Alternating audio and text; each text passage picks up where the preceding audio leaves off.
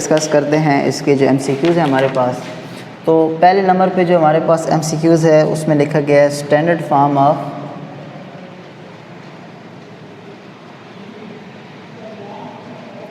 Quadratic equation इस, ठीक है जी। तो इसके नीचे हम ऑप्शन नहीं लिख रहे ताकि हमें जो MCQs हैं वो अच्छी तरह याद हो जाएं। तो ये आपने जब डेफिनेशन पढ़ी थी ना क्वाड्रेटिक इक्वेशन की, तो वहाँ पर भी आपने पढ़ी थी standard form of quadratic equation. वो हमारे पास थी ax² + bx + c = 0, यानी कि पहले आपके पास x² होगा, फिर x होगा और फिर कोई कांस्टेंट टर्म होगी और = 0, ठीक है जी। ये आपके पास है स्टैंडर्ड फॉर्म। तो इसके मुताबिक आपके पास जो ऑप्शन हो गया वो बी हो गया, ठीक है जी। आगे हमारे पास MCQs नंबर 2 है the number of terms, the number of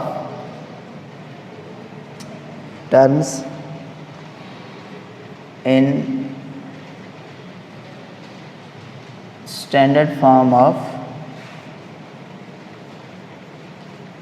quadratic equations और। तो जो हमारे पास क्वाड्रेटिक इक्वेशन होती है ना वो होती है ax² + bx + c = 0। तो वो पूछ रहे हैं कि इसके अंदर टोटल कितनी टर्म्स हैं। तो ये एक टर्म, ये दूसरी टर्म और ये तीसरी टर्म। तो इसका मतलब है इसके अंदर टोटल 3 टर्म्स होती हैं। तो इसका मतलब है कि आपके पास ऑप्शन नंबर जो MCQs नंबर 2 था उसका ऑप्शन नंबर सी हो गया, ठीक है जी। आगे देखते हैं जी। अच्छा जी, उसके बाद वो MCQs नंबर 3 में हमसे पूछ रहे हैं the number of methods to solve a quadratic equation और। तो ये वाला क्वेश्चन जो है ये हमारे पास आगे चल के भी आएगा और ये पेपर में कई दफ़ा पूछा जा चुका है एज अ शॉर्ट क्वेश्चन कि हमारे पास क्वाड्रेटिक इक्वेशन को हल करने के कितने तरीके हैं। तो हमने कहना है कि हमारे पास इसको हल करने के 3 तरीके हैं। जब ये MCQs में आएगा तो आपने तो सिर्फ ये टिक करना होगा या सर्कल करना होगा ऑप्शन कि जहाँ पर भी आपको 3 नज़र आएगा। और जब कभी ये शॉर्ट क्वेश्चन में आएगा तो आप मुकम्मल लिखेंगे there are 3 methods to solve a quadratic equation, और आपने फिर उन मेथड्स के नाम भी लिखने हैं। पहला मेथड आपने समझा था फैक्टराइजेशन, ये मेथड आपने 1.1 में पढ़ा। फिर आपने पढ़ा कंप्लीटिंग स्क्वायर, ये मेथड भी आपने 1.1 में पढ़ा। और फिर आपने 1.2 में पढ़ा था क्वाड्रेटिक फार्मूला। तो ये 3 मेथड हैं जिनसे आप एक क्वाड्रेटिक इक्वेशन को सॉल्व कर सकते हैं, ठीक है जी। अब आगे इसके MCQs देखते हैं इसके बाद। अच्छा जी, उसके बाद इसका जो 4th नंबर पे MCQs है वो कह रहे हैं दी क्वाड्रेटिक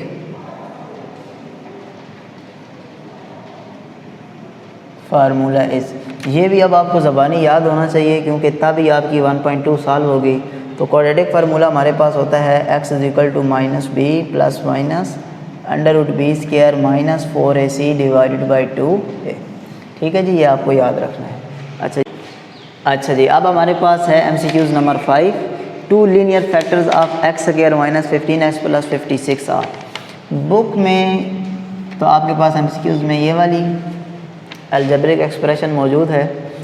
हो सकता है एग्जामिनर यहाँ पर कोई अपनी तरफ से और वैल्यू दे दे, तो आपको अच्छी तरह समझ आना चाहिए कि आपने इसको सॉल्व कैसे करना है। ये इसको सॉल्व जो करने का मेथड है वो हम पढ़ चुके हैं एक्सरसाइज 1.1 में बाय मेथड ऑफ फैक्टराइजेशन। तो ये मेथड इस तरह अप्लाई होगा कि आपने पहली वैल्यू और आखिर वाली वैल्यू को सेम एज इट इज़ लिख देना है, दरमियान वाली वैल्यू को नहीं लिखना। अब दरमियान वाली वैल्यू ऐसी होनी चाहिए जो आपने यहाँ पर लिखनी है कि वो जो 2 वैल्यूज़ होंगी उनको आपस में अगर आप प्लस करें या माइनस करें तो आपको ये दरमियान वाला डिजिट मिलना चाहिए। और अगर उन 2 को मल्टीप्लाई करें तो आपको फर्स्ट और थर्ड को मल्टीप्लाई करके जो वैल्यू आई है वो मिलनी चाहिए। यानी कि इधर अगर कोफिशिएंट कुछ भी नहीं है तो 1 है और इधर 56 है, तो मल्टीप्लाई करेंगे तो 56x²। तो दरमियान में ऐसे 2 नंबर हों कि उनको मल्टीप्लाई किया जाए तो 56x² आए, और उनको अगर प्लस या माइनस किया जाए तो माइनस का 15 आए। अब अगर आपको वो नंबर नहीं मिल रहे तो आप क्या किया करें, यहाँ पर जो भी आपके पास नंबर आए आप उसका एलसीएम ले लिया करें।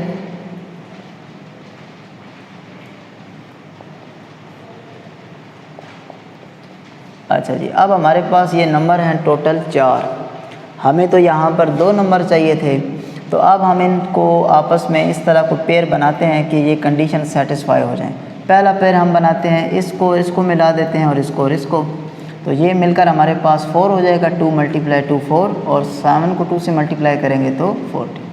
चले जी, 14 को अगर 4 से मल्टीप्लाई किया जाए तो 56 आ जाता है, यानी कि मल्टीप्लाई वाली कंडीशन पूरी हो रही है। अगर मैं वो 2 नंबर इधर लिखूं और उनको मल्टीप्लाई करूं तो मल्टीप्लाई करके 56 आना चाहिए, वो आ जाएगा। लेकिन अगर मैं उनको प्लस करूं तो 18 बनता है, मेरे पास 15 बनना चाहिए, और माइनस करूं तो 10।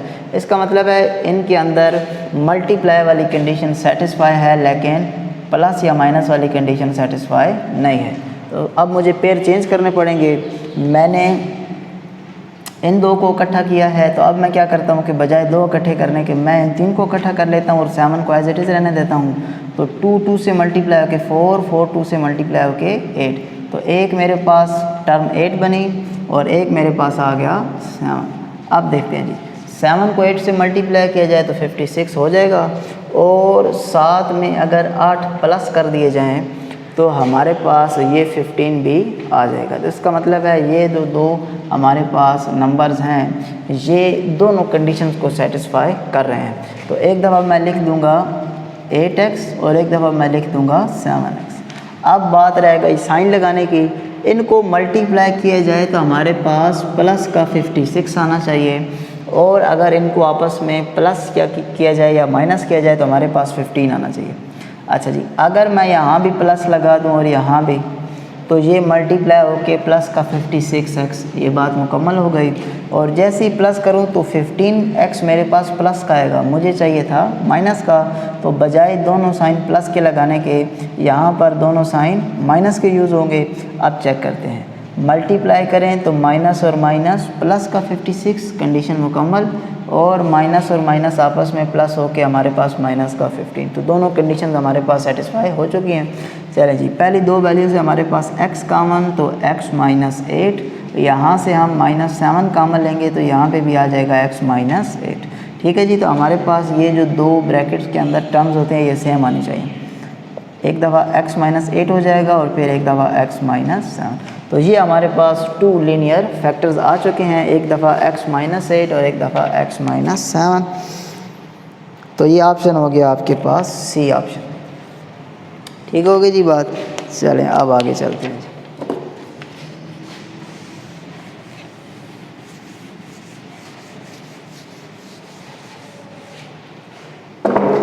MCQs number 6।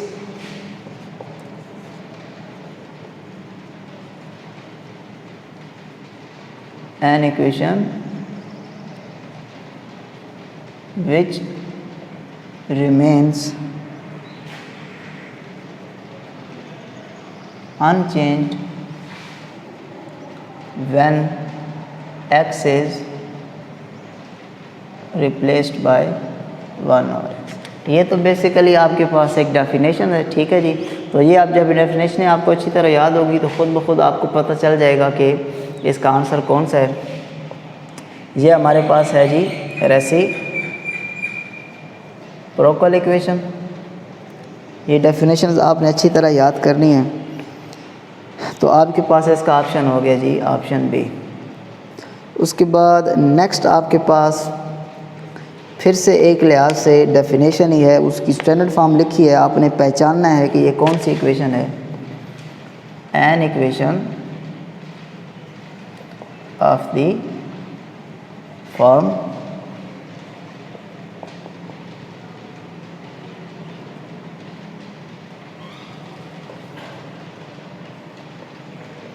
चलिए जी, वो कह रहे हैं कि इस इक्वेशन को क्या नाम देना चाहिए। ठीक है जी, तो ये जब आपने डेफिनेशन याद की होंगी तो आपको ख़ुद ब खुद और उनकी स्टैंडर्ड शक्ल देखी होगी तो आपको बहुत इजीली पता चल जाएगा कि ये कौन सी इक्वेशन है। जब आपका वेरिएबल आपके पास पावर में आ जाए तो उस इक्वेशन को बोला जाता है एक्सपोनेंशियल इक्वेशन। मैं फिर रिपीट कर रहा हूँ, जब आपका वेरिएबल यानी कि x, y या z जो भी वेरिएबल यूज़ हो वो आपके पास पावर में आता है, तो ऐसी इक्वेशन को बोला जाता है एक्सपोनेंशियल इक्वेशन। ठीक है जी।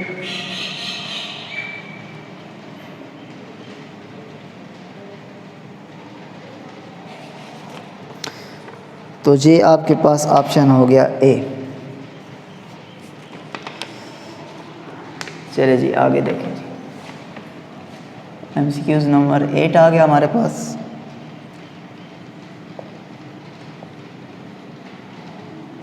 The solution set of 4x² - 16 = 0। सबसे पहले हम देखते हैं कि ये इक्वेशन है कौन सी। बिल्कुल शुरू में आपने जब डेफिनेशन पढ़ी थी standard form of quadratic equation, वहाँ पर एक डेफिनेशन आपने पढ़ी थी लीनियर इक्वेशन लेने का, आपने पढ़ी थी प्योर क्वाड्रेटिक। तो प्योर क्वाड्रेटिक में आपने कहा था कि if b = 0 then ax² + bx + c = 0 reduces to, क्योंकि b तो 0 हो जाएगा, जब b 0 होगा तो ये सारी वैल्यू ख़त्म हो जाएगी, आपके पास बच जाएगा ax² + c = 0। तो ऐसी इक्वेशन जो कि x² हो जिसमें पहली टर्म और बाद में कांस्टेंट मौजूद हो, तो ऐसे वाली इक्वेशन को हम बोलते थे प्योर क्वाड्रेटिक। ठीक है जी। वो पेपर में कोई भी इस तरह की इक्वेशन लिख दे MCQs में और फिर आपसे पूछे कि ये कौन सी इक्वेशन है, तो आपको पता होना चाहिए कि ऐसी इक्वेशन जिसमें पहले टर्म x² आ जाए और फिर कांस्टेंट आ जाए तो उसको हम बोलते हैं प्योर क्वाड्रेटिक। उसमें b 0 होता है। या वो उल्टा सवाल पूछ सकता है, वो कह सकता है कि हमारी इक्वेशन ये जो स्टैंडर्ड फॉर्म है क्वाड्रेटिक इक्वेशन की, ये कब प्योर क्वाड्रेटिक बनती है। तो आपने फिर ऑप्शन उसमें ऑप्शन होंगे कि a = 0, b 0, c 0 या कुछ भी नहीं, तो आपने फिर पिक करना होगा कि इफ़ b = 0। ठीक है जी। बहरहाल अभी हम इसको ज़रा सॉल्व करते हैं। वो कह रहा है कि इसका सॉल्यूशन सेट हमें बताएं, यानी कि इसको सॉल्व करें।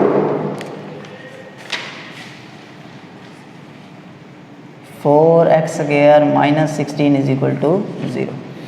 इसके अंदर 3 टर्म्स नहीं हैं।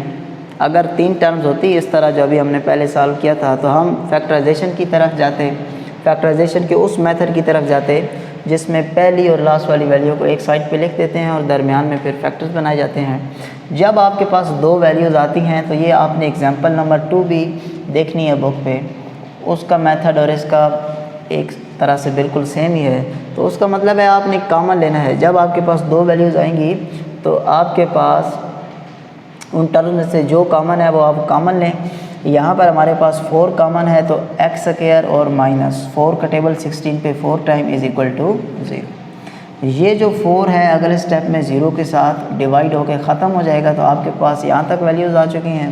फैक्टराइजेशन के आपको कुछ रूल बताए थे।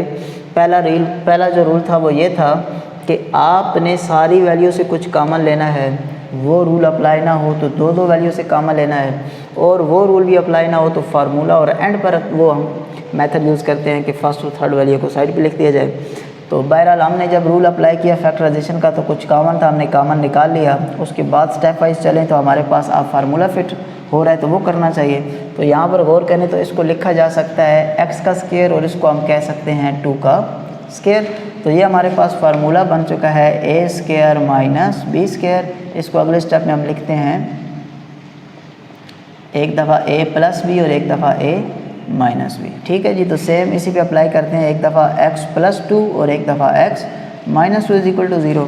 फिर हमने इधर x + 2 = 0 और x - 2 = 0। यहाँ से प्लस का 2 इधर आके माइनस का 2 और ये माइनस का 2 इधर आके प्लस का 2। तो सॉल्यूशन सेट हमारे पास आ गया। आप यूँ भी लिख सकते हैं 2 और -2 अलग-अलग। आप इसी का सॉल्यूशन सेट यूँ भी लिख सकते हैं +-2। ये बात याद रखनी है आपने कि जो सॉल्यूशन सेट होता है उसके गिर्द ये करली ब्रैकेट्स होती हैं। ठीक है जी। तो इसका आपके पास जो ऑप्शन बन गया वो C option.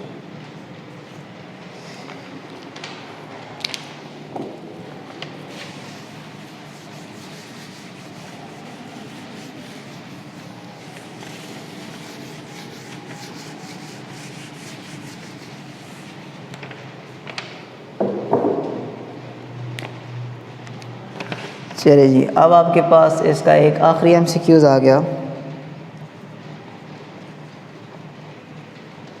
An equation of the form, कि ऐसी इक्वेशन जिसकी शक्ल इस तरह की हो।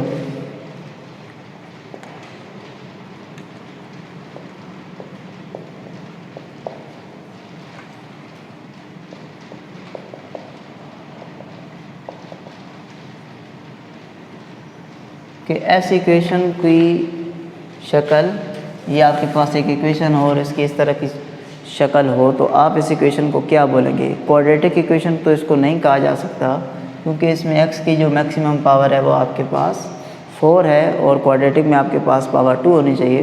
यहाँ पर आपको एक छोटी सी तरतीब नज़र आएगी कि पहले पावर 4 है, फिर पावर 3 है, फिर पावर 2 है, फिर पावर 1 है और फिर पावर नहीं है। ठीक है जी। तो ये जब आपने डेफिनेशन अच्छी तरह रिवाइज़ की हुई होंगी और उनकी स्टैंडर्ड शक्ल देखी हुई होंगी, तो आप इसका आंसर बहुत जल्दी दे लेंगे। तो ये जो हमारे पास शक्ल होती है, ये हमारे पास होती है रेसिप्रोकल इक्वेशन की। ठीक है जी। तो ये आपके पास ऑप्शन हो गया ए। यहाँ पर हमारे पास जो MCQs थे रिव्यू एक्सरसाइज में वो तो ख़त्म हो चुके हैं। अब यहाँ पर कुछ शॉर्ट क्वेश्चन हैं जो कि बहुत ही ज़्यादा इम्पॉर्टेंट हैं और पेपर में बहुत दफ़ा जो शॉर्ट क्वेश्चन हैं वो यहीं रिव्यू एक्सरसाइज से आ जाते हैं। तो रिव्यू एक्सरसाइज में जो पहला शॉर्ट क्वेश्चन है वो हम देखते हैं। उसने कह दिया कि साल x² + 2x - 2 = 0। अच्छा जी, सबसे पहले तो हम देखते हैं कि ये इक्वेशन है कौन सी। पहले x² आ गया, फिर x आ गया, फिर कांस्टेंट आ गया और इक्वल टू 0। तो इसका मतलब है ये हमारे पास है स्टैंडर्ड क्वाड्रेटिक इक्वेशन। और इसको हल करने के हमारे पास 3 तरीके थे: फैक्टराइजेशन, कंप्लीटिंग स्क्वायर और क्वाड्रेटिक फार्मूला।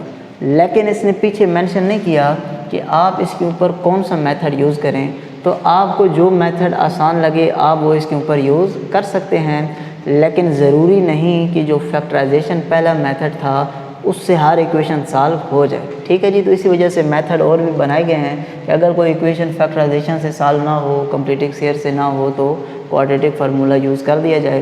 बहरहाल यहाँ पर पीछे नहीं लिखा हुआ कि आपने इस इक्वेशन को कौन से मेथड से सॉल्व करना है, तो आप अपनी मर्ज़ी से कोई भी मेथड लगा सकते हैं।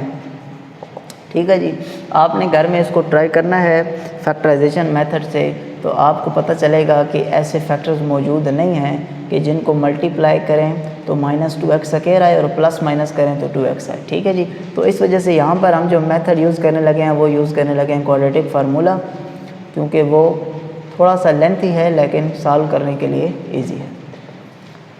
तो a = 1, x² के साथ कुछ भी ना हो तो इसका मतलब है 1, और x के साथ यहाँ पर 2 मौजूद है तो b = 2 और c = -2। स्टूडेंट्स जब यहाँ पर लिखते हैं तो एक मिस्टेक कर देते हैं कि c = 2 लिख देते हैं। ये जो इसके साथ साइन है, ये साइन होना बहुत ज़्यादा ज़रूरी है। ठीक है जी। ये a b c हमने क्यों फाइंड किए हैं? क्योंकि हमें लगाना है क्वाड्रेटिक फार्मूला, और क्वाड्रेटिक फार्मूले में हमें टोटल 3 चीज़ें ही चाहिए होती हैं। a चाहिए होता है, b और c। अच्छा जी, जो x² के साथ होता है वो a बनता है, जो x के साथ होता है वो b, और जिसके साथ कोई वेरिएबल नहीं होता, कांस्टेंट होता है, वो हमारे पास होता है c। तो अब ये इस फार्मूले में वैल्यूज पुट करते हैं। b की जगह पर 2 पुट हो जाएगा,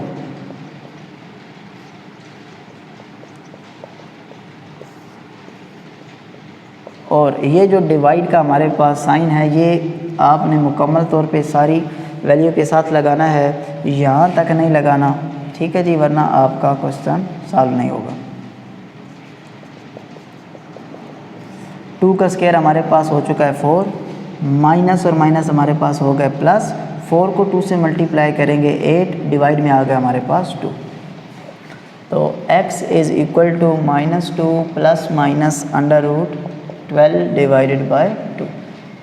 यहाँ तक आपने इसको क्वाड्रेटिक फार्मूले की मदद से सॉल्व कर लिया। अब जो √12 है वो किसी वैल्यू का डायरेक्ट परफेक्ट स्क्वायर नहीं है। ठीक है जी। तो इसको हम मज़ीद अगर सॉल्व करना चाहें तो हमें इसका एलसीएम लेना पड़ेगा।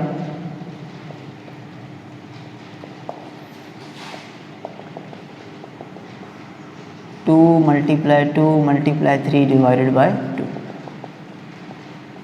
इसको कह सकते हैं 2 का स्क्वायर। ये स्क्वायर अंडर रूट से कट के हमारे पास बाहर आ गया, और जो ये 3 है ये अंडर रूट के अंदर कैद है।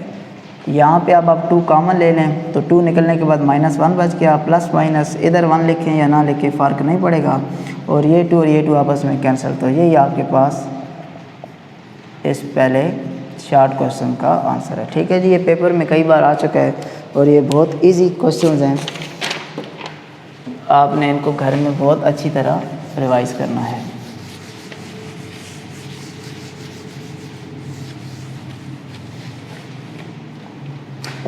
उसके बाद दूसरा शॉर्ट क्वेश्चन,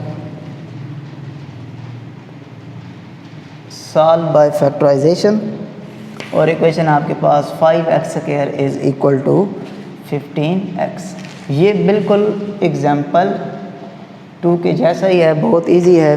एक बात तो हम समझ चुके हैं कि जब वैल्यूज़ 2 हों तो फिर वो फैक्टराइजेशन का जो लास्ट मेथड है वो अप्लाई नहीं होता, बल्कि हम कोशिश करते हैं कि कुछ वैल्यूज़ कॉमन है तो वो ले लें, या फार्मूला फिट हो सकता है तो वो फार्मूला फिट कर दें। सबसे पहले हमारे पास है 5x² is equal to 15x। हम 15 को अगर इधर ले आएँ तो प्लस के बजाय वो हो जाएगा माइनस, और इक्वल में कुछ भी नहीं बचा तो 0। अब 2 वैल्यूज़ है तो कॉमन लेते हैं, एक हमारे पास 5 कॉमन है और एक हमारे पास x कॉमन है। यहाँ पे रह जाएगा x, और 5 के टेबल 15 पे जाता है 3 टाइम्स इज़ इक्वल टू 0। अब हमने either 5x is equal to 0 और x minus 3 is equal to 0। ये 5 मल्टीप्लाई हो रहा है, इक्वल के इधर आके हमारे पास हो जाएगा डिवाइड। ठीक है जी, 0 ऊपर हो तो आंसर हमारे पास 0 ही आता है, और ये माइनस का 3 इक्वल के उधर जाके हमारे पास हो जाएगा प्लस का 3। तो हमारे पास इसका जो सोल्यूशन सेट बन गया वो बन गया 0 और 3। ठीक है जी। अच्छा जी, क्वेश्चन नंबर 3,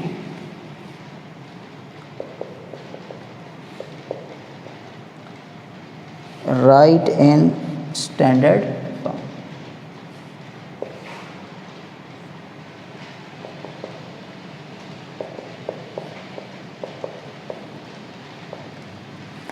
वो कह रहे हैं कि इसको स्टैंडर्ड फॉर्म में लिखें, यानी कि क्वाड्रेटिक इक्वेशन की स्टैंडर्ड फॉर्म वो हमारे पास थी ax² + bx + c is equal to 0। तो यहाँ पे इसको अगर स्टैंडर्ड फॉर्म में कन्वर्ट करना है हमने, तो पहले हमारे पास x² आना चाहिए, फिर x आना चाहिए, और फिर कांस्टेंट और सामने 0। ये बज़ाहिर हमारे पास किसी तरह भी स्टैंडर्ड फॉर्म नहीं है। तो हमने देखना है कि ये 2 वैल्यूज़ आपस में क्या हो रही हैं। ये 2 वैल्यूज़ आपस में हो रही हैं प्लस, तो हम इनको कर देते हैं प्लस। अच्छा, अगर इस तरह लिखा हो कि 6 + 3 तो बहुत इजीली हम कह देते हैं कि आंसर 9 आएगा। लेकिन अगर आ जाए 1/6 और 1/3 तो फिर हम इन दोनों वैल्यूज़ का एलसीएम लेने के बाद ही सम फाइंड कर सकते हैं। तो सेम मेथड इधर है कि ये दोनों वैल्यूज़ बटे की शक्ल में है, तो हम यहाँ पर इनका पहले एलसीएम लेंगे।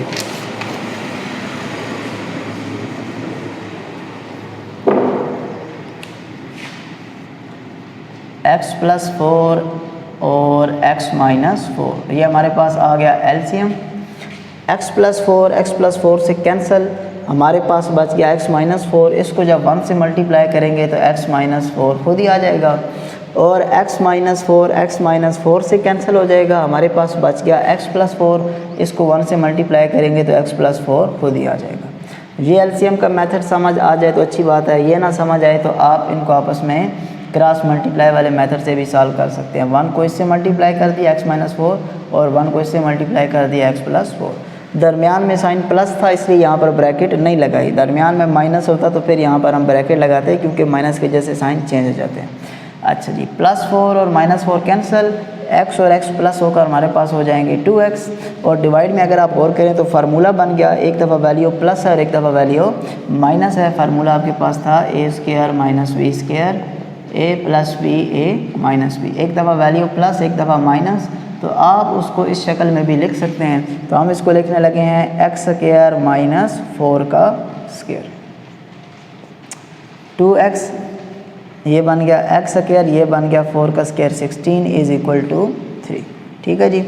अब हमारे पास ये जो क्वाड्रेटिक इक्वेशन होती है ये एक सीधी लाइन में होती है, यानी कि उसके डिवाइड में कोई इस तरह की टर्म मौजूद नहीं होती, तो हमें भी ये डिवाइड में से वैल्यू ख़त्म करनी है। तो यहाँ पर अगर ये डिवाइड हो रही है तो इक्वल के इधर आते ही ये 3 के साथ हो जाएगी मल्टीप्लाई, तो हमारे पास रह जाएगा 2x is equal to 3 into X square minus 16। इस 3 को मल्टीप्लाई कर देते हैं 3x स्क्वायर माइनस 16 को जैसे ही हम 3 से मल्टीप्लाई करेंगे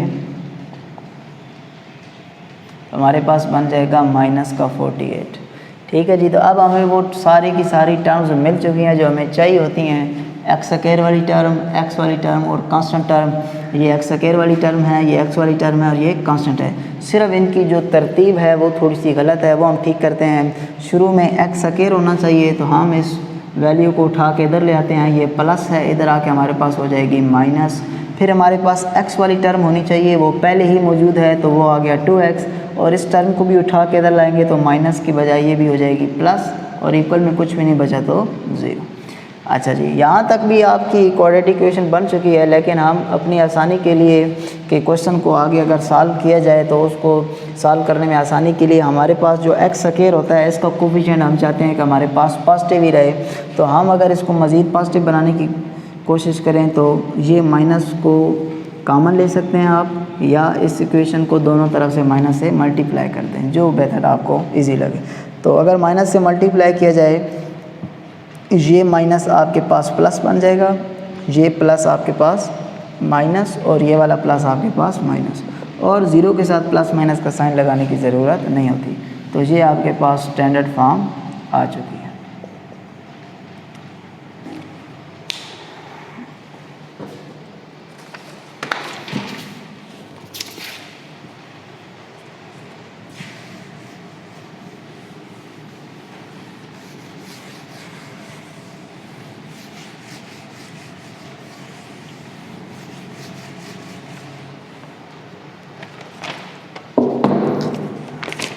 उसके बाद हमारे पास शॉर्ट क्वेश्चन नंबर 5 है, solve 2x minus 1/2 whole square is equal to 9/4।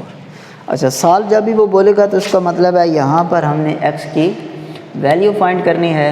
ज़रा गौर करें तो जो x है वो हमारे पास यहाँ पर मौजूद है और ये स्क्वायर के अंदर कैद है।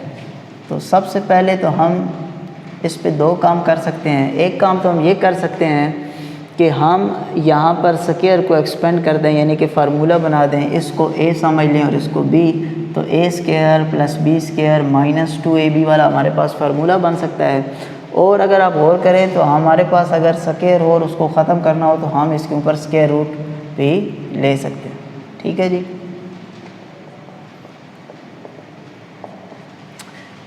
हम चाहते हैं कि हमारा x आज़ाद हो जाए इस स्क्वायर से, तो हम दोनों तरफ स्क्वायर रूट भी ले सकते हैं। जैसे ही स्क्वायर रूट लेंगे तो ये 2 और स्क्वायर रूट कैंसिल हो जाएंगे और x हमारा इस स्क्वायर से आज़ाद हो जाएगा। एक मेथड ये है, और दूसरा मेथड ये है कि आप यहाँ पर फार्मूले से इसको एक्सपेंड करके भी सॉल्व कर सकते हैं। हम यहाँ पर दोनों तरफ स्क्वायर रूट वाले मेथड से सॉल्व करते हैं।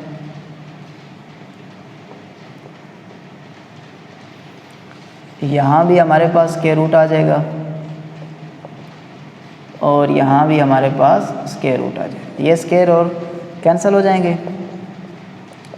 9 स्क्वायर रूट होता है 3 का और 4 स्क्वायर रूट होता है हमारे पास 2 का।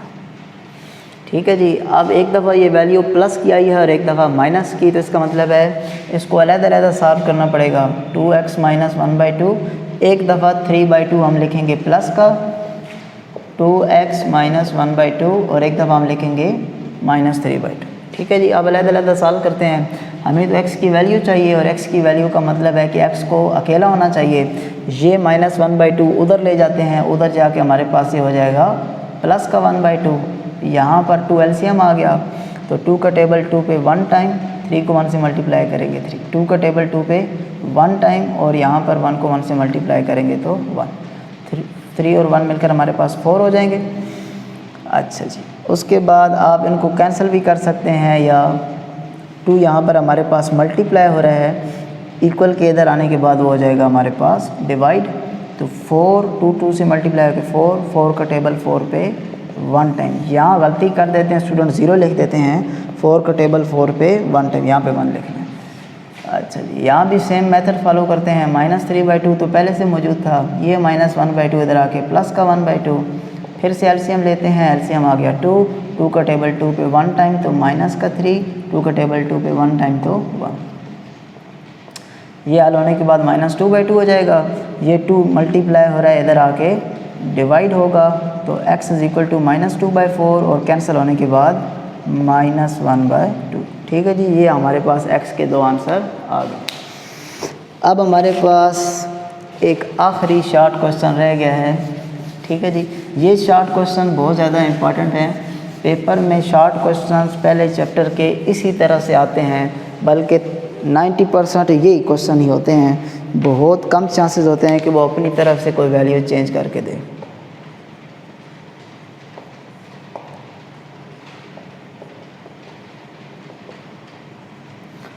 इसको भी वो कह रहा है साल का मतलब ये हुआ कि यहाँ भी अब हमने x की वैल्यू फाइंड करनी है। एक x तो हमारा आज़ाद है, लेकिन दूसरा x हमारे पास अंडर रूट के अंदर कैद है। तो एक्सरसाइज 1.4 में हमने इस तरह के क्वेश्चन सॉल्व किए हैं। जब x अंडर रूट के अंदर कैद हो तो अंडर रूट ख़त्म करना होता है, और ख़त्म करने के लिए हमें दोनों तरफ स्क्वायर लेना पड़ता है।